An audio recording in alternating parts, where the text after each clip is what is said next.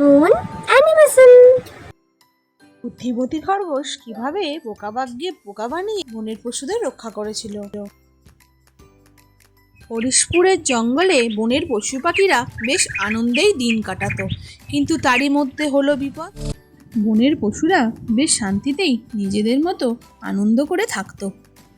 খরগোশ মনের দুঃখে একাই বসে থাকতো। সব প্রাণীরা ভাবতো খরগোশ খুব অহংকারী, তাই তাকে কেউ ডাকতো না। একদিন বনে এলো এক হিংস্র বাঘ। সে বলল,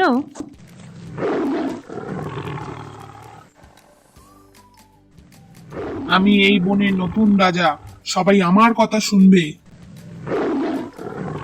সবাই ভয়ে কাঁপছিল, সবাই বুঝতে পারছিল না এবার কি করবে। তখন শিয়াল বলল, আমাদের খরগোশকে ডাকি, তার বুদ্ধি আমাদের বাঁচাতে পারে।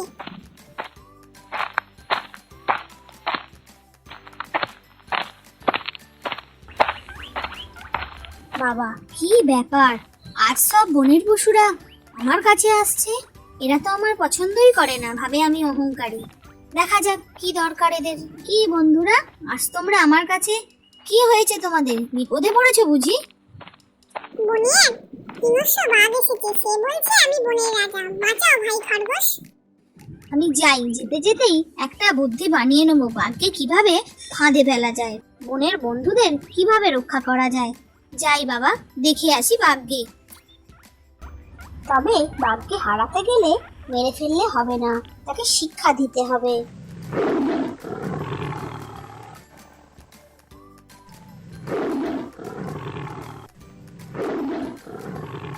খরগোশ বাঘকে বলল, বনের পূর্ব দিকে আরো একটা বাঘ এসেছে, সে বলছে তুমি দুর্বল। বাঘ গর্জে উঠে বলল, কে সে? আমাকে নিয়ে চলো সেখানে। খরগোশ তাকে নিয়ে গেল এক পাহাড়ি গুহার সামনে। সেখানে প্রতিধ্বনি হয়। খরগোশ চিৎকার করলো। এই গুহায় বাঘ বলেছে তুই কিছুই না। গুহা থেকে প্রতিধ্বনি এলো, তুই কিছুই না। ভেতরটা ছিল অন্ধকার এবং সরু। সে মাথা ঢুকিয়ে জ্ঞান হারিয়ে ফেললো। সে ভাবলো বুঝি আমার মতো আর একটা বাঘ আছে ভিতরে। খরগোশ তাকে পানে মারতে চেয়েছিল না, তাই সে পাথর সরিয়ে বাঘকে বাইরে বের করে আনলো। আহত বাঘকে নিয়ে গেল এবং নিরাপদ স্থানে গিয়ে তার সেবা করল।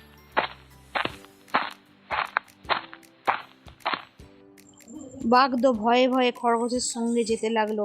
সে তো খুব ভয় পেয়ে গিয়েছিল। ভাবলো, বাঘ কাঁপতে কাঁপতে বলল, তুমি চালাক, আমি ভুল করেছিলাম, আমি আর কারো ক্ষতি করব না। সবাই খুশি হলো। খরগোশ বনবাস ছেড়ে আবার ফিরে এলো গ্রামে এবং সবাই তাকে নিয়ে আনন্দ করতে লাগলো। এবং তারা বুঝলো যে খরগোশই বিপদে তাদের রক্ষা করে। এবং হাতি তাকে মাথায় নিয়ে নাচতে শুরু করলো এবং আনন্দে তারা দিন কাটাতে লাগলো। এই রকম শিক্ষা নিয়ে এবং মজাদার গল্প পেতে আমাদের চ্যানেলটিকে সাবস্ক্রাইব করে দিও। লাইক শেয়ার কমেন্ট করতে ভুলো না যেন।